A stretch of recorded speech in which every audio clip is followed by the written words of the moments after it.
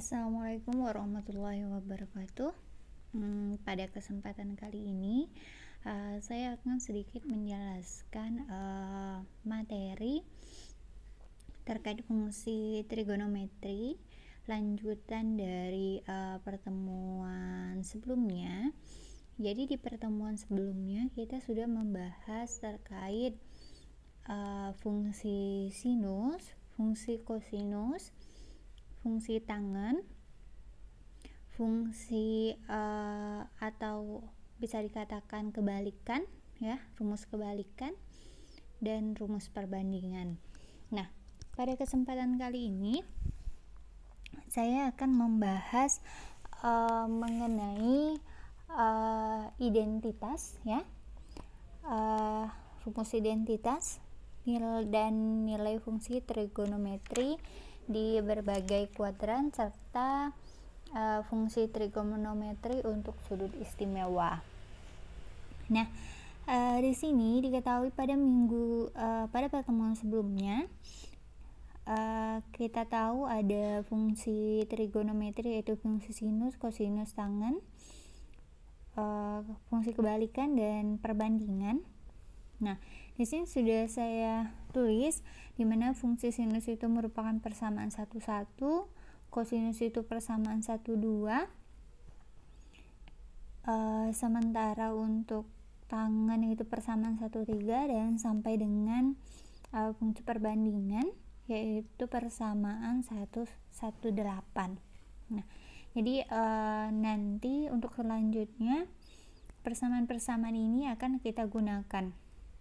Nah, dari persamaan 1 sampai dengan 8 ini kita dapat menurunkan fungsi-fungsi identitas untuk trigonometri, yaitu yang pertama di sini ada fungsi identitas, persamaan identitas yaitu sin kuadrat theta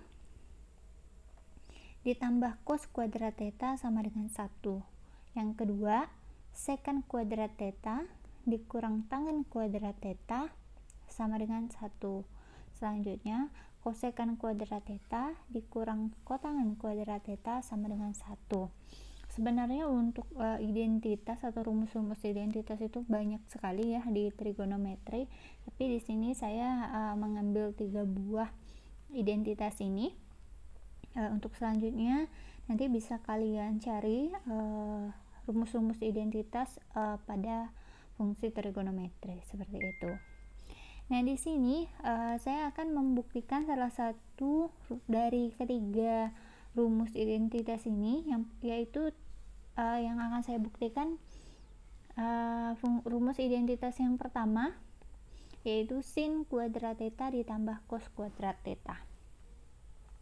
Nah, di sini untuk pembuktiannya, jadi dipersilahkan. Mungkin ada metode tersendiri untuk membuktikannya, tapi saya ambil di sini kita menggunakan teorema Pythagoras untuk membuktikan sin kuadrat theta ditambah cos kuadrat theta sama dengan 1. Jadi kalau di di Pythagoras sendiri kita ketahui bahwa kuadrat dari sisi miring itu sama dengan kuadrat sisi tegak ditambah dengan kuadrat sisi alas. Nah, di sini yang kita ketahui adalah dari persamaan 1,1 sampai dengan 1,8 bahwa sin theta itu merupakan perbandingan antara sisi tegak dan sisi miring. Sementara untuk cos sendiri atau cos theta sendiri merupakan perbandingan antara sisi alas dan sisi miring. Nah, ini kita dapat dari persamaan 1,1. Di sini kita dapat dari persamaan 1,2, ya. Di sini ini persamaan 1,1, persamaan 1,2. Nah, jika kita sudah dapat seperti ini bentuknya, kita buat ke dalam bentuk Y sama dengan. Jadi kalau misalnya Y sama dengan berarti sin theta dikali dengan R, ya. Sin theta dikali dengan R. Sementara untuk X sendiri itu adalah cos theta dikali dengan R. Seperti itu. Setelah kita dapat Y dan X-nya. Setelah itu kita substitusikan ke rumus Pythagoras ya. Kita substitusikan ke rumus Pythagoras. Dimana di sini yaitu X kuadrat ditambah Y kuadrat sama dengan R kuadrat. Ini merupakan rumus Pythagoras yang ini ya. Nah, setelah itu kita substitusikan X itu adalah cos theta dikali R. Berarti cos theta dikali R dikuadratkan. Kenapa kuadrat? Karena di sini X kuadrat. Sama halnya dengan Y. Y kita dapat di sini adalah Y sama dengan sin theta dikali R. Berarti Y kuadrat itu adalah sin theta dikali R kuadrat. Sama dengan R kuadrat. Nah, setelah kita kuadratkan, kita peroleh adalah cos kuadrat theta dikali R kuadrat theta. Ini hasil dari pengkuadratan ini ya. Sama halnya dengan ini, sin theta dikali R kuadrat itu hasilnya adalah sin kuadrat theta dikali R kuadrat sama dengan R. Nah, di sini kan mengandung R ya, mengandung variabel R kuadrat, variabel R kuadrat, variabel R kuadrat. Nah, di sini kita bisa bagi dengan R kuadrat ya. Semuanya kita bagi dengan R kuadrat. Maka didapat cos kuadrat theta ditambah sin kuadrat theta sama dengan 1. Nah, tapi di sini kan kita punyanya sin kuadrat theta ditambah cos kuadrat theta. Nah, ini sama saja. Jadi bisa kita balik, dari cos kuadrat theta ditambah sin kuadrat theta itu sama halnya dengan sin kuadrat theta ditambah cos kuadrat theta sama dengan 1. Ini yang dinamakan sifat komutatif terhadap penjumlahan, seperti itu.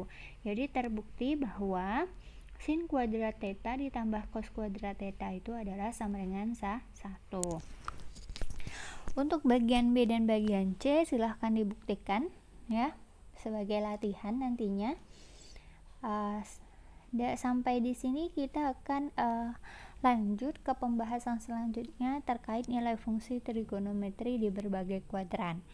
Nah, yang kita tahu pada koordinat kartesius itu dibagi ke dalam 4 kuadran. Yang pertama itu adalah kuadran pertama, kuadran kedua, kuadran ketiga, dan kuadran keempat.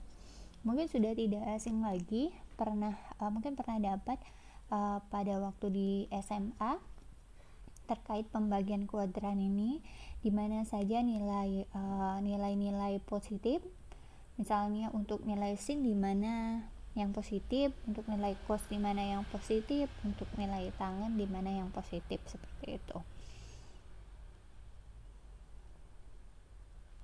Jadi nilai fungsi trigonometri dari persamaan 1 sampai 6 hanya berlaku untuk kuadran pertama saja. Jadi yang kita pelajari sebelumnya kan kita dapat tuh persamaan 11 sampai dengan 16. Nah, persamaan-persamaan itu hanya berlaku di kuadran pertama karena di situ nilainya adalah nilai-nilai positif. Jadi di kuadran pertama itu semua nilai fungsi trigonometri itu adalah positif. Nah, sekarang yang akan kita bahas yaitu di kuadran kedua, kuadran ketiga, dan kuadran keempat.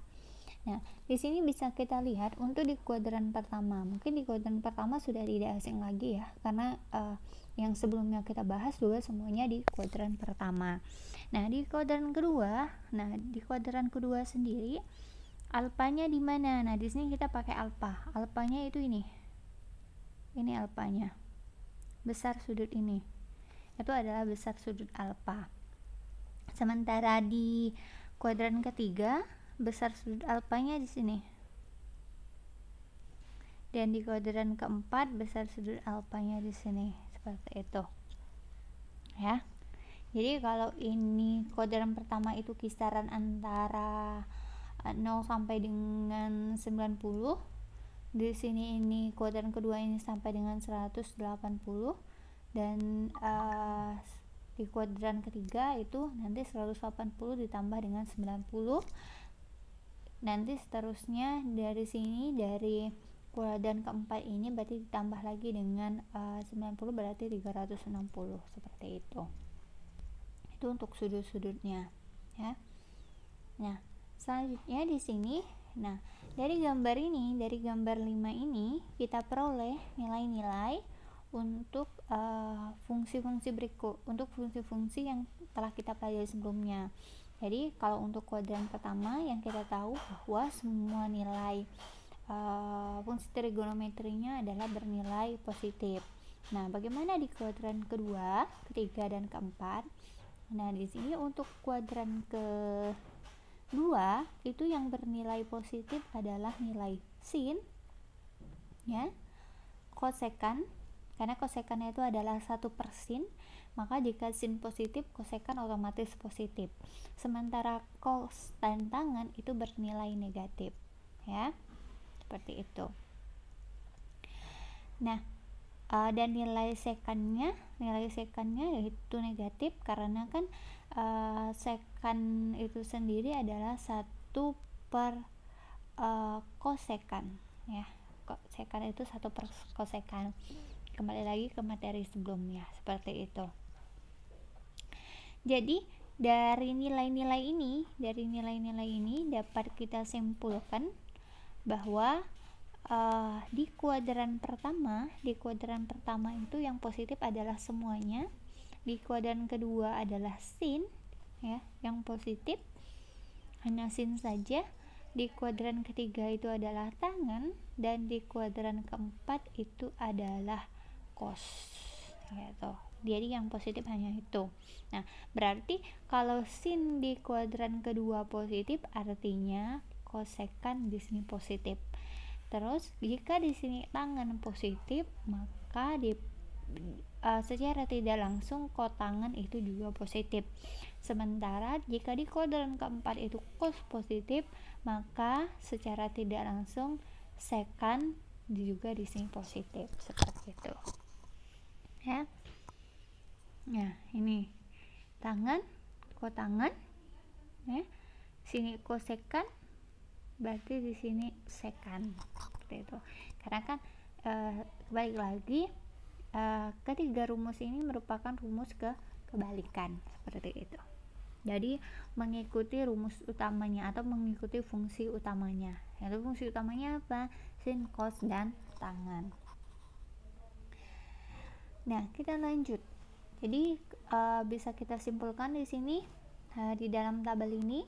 Jadi kuadran pertama itu positif semuanya, kuadran kedua sin positif, cos, sekan, tangen, kotangen negatif. Kuadran ketiga yang positif adalah cos, sekan, cos dan sekan. Dan di kuadran keempat, yang di kuadran ketiga yang positif itu adalah tangen dan kotangen, dan di kuadran keempat itu adalah cos dan sekan, seperti itu. Jadi agar mudah mengingatnya, kita ambil yang positif saja. Jadi ingat yang positif. Jadi apabila di sini yang positif hanya sin dan kosekan, maka yang lainnya adalah negatif, seperti itu. Nah, selanjutnya yaitu mengenai nilai fungsi trigonometri untuk sudut istimewa. Mungkin udah tahu ya sudut istimewa itu berapa saja, yaitu 0, 30, 45, 60, dan 90 derajat. Jadi itu sudut-sudut istimewa yang ada pada fungsi trigonometri. Nah, untuk sudut istimewa 30 derajat, ya, di sini kita punya sebuah segitiga siku-siku di mana sisi tegaknya itu adalah 1, sisi datarnya adalah akar 3, dan sisi miringnya itu adalah 2, maka sin 30 itu adalah setengah. Nah, jadi sudut yang membentuk sudut 30 derajat nantinya otomatis di sininya, kalau misalnya apakah ini bisa berubah datanya, bisa, tapi kelipatan dari ini, seperti itu. Jadi kalau misalnya ini 2, ini berapa, dan ini berapa, seperti itu kelipatannya. Dan nanti hasilnya juga nilai untuk sinusnya adalah setengah, dan nilai untuk kosinusnya itu setengah akar 3, tangennya itu 1/3 akar 3, seperti itu. Jadi itu untuk nilai-nilai sudut istimewa pada sudut 30 derajat. Sementara untuk sudut 60 derajat Untuk nilai sinnya itu adalah setengah akar 3, cosnya itu adalah setengah, dengan tangannya adalah 3. Sebenarnya di sini yang perlu kita ketahui hanyalah nilai sin dan cos. Jadi kalau untuk nilai tangan itu, jika kita sudah tahu nilai sin dan cosnya, maka nilai tangan akan kita ketahui, karena tangan itu sebelumnya yang sudah kita pelajari itu adalah sin per cos, seperti itu. Nah, selanjutnya untuk yang sudut istimewa, di sini untuk sinnya adalah setengah akar 2, kosinusnya adalah setengah akar 2, dan tangan itu adalah 1. Nah, bagaimana dengan sudut 0 derajat? Nah, sedangkan untuk sudut 0 derajat berarti R-nya itu berhimpit dengan sumbu X. Jadi kalau kita punya ini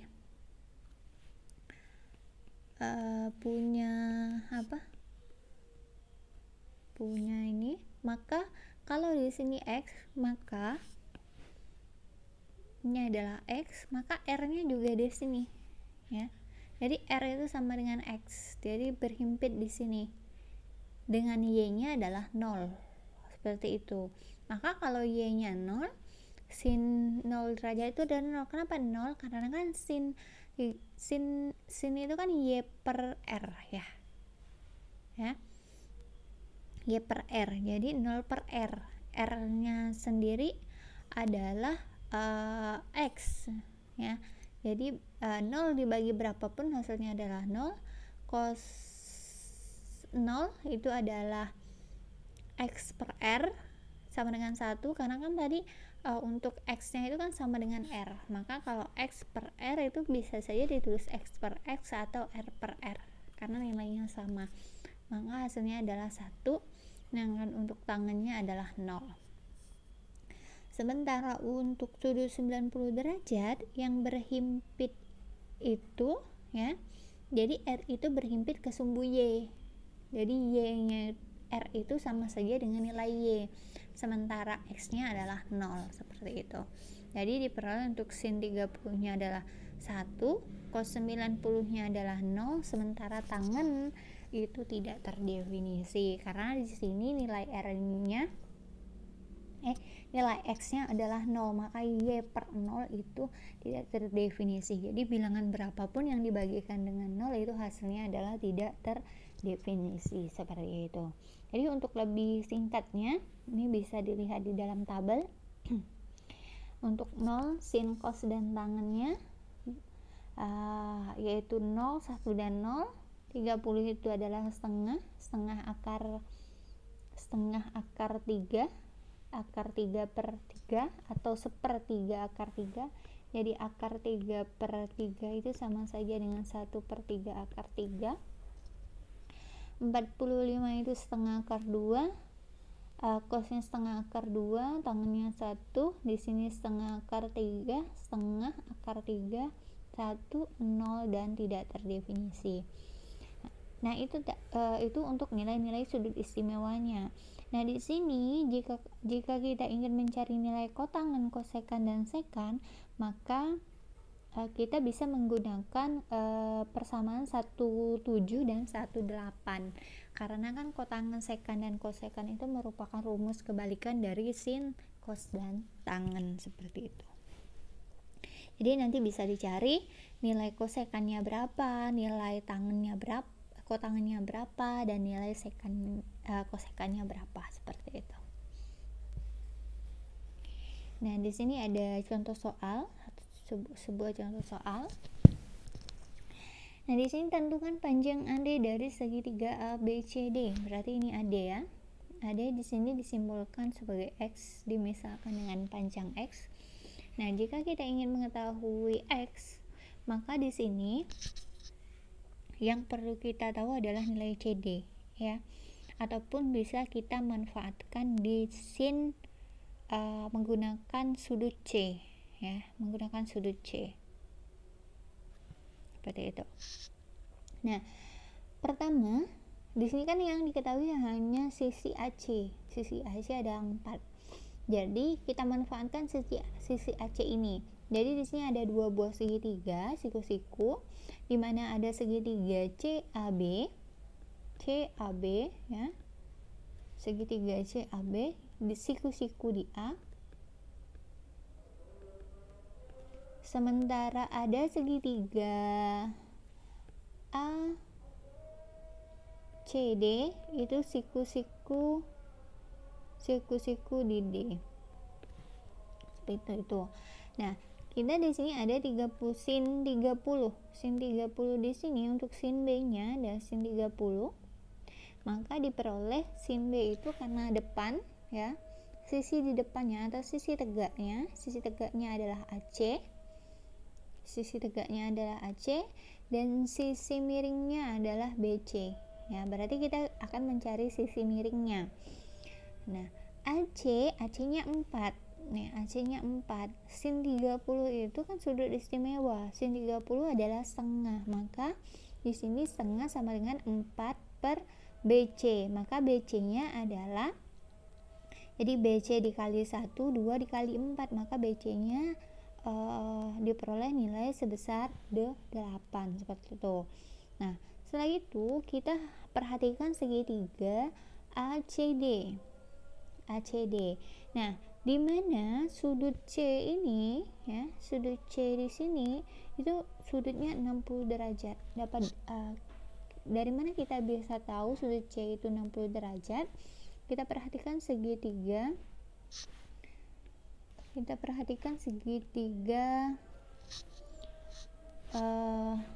A B C, di mana di sini 30, di sini siku-siku artinya 90 derajat ya.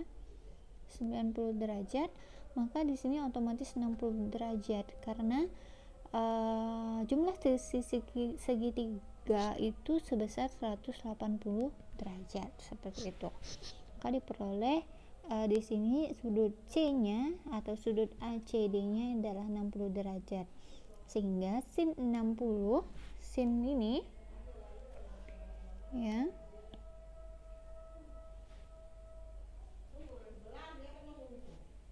jadi sin 60 di sini 60 derajat. Sin 60, sin depan ya, depan per miring. Di sini berarti sisi miringnya adalah sisi AC. Jadi AD per AC ya.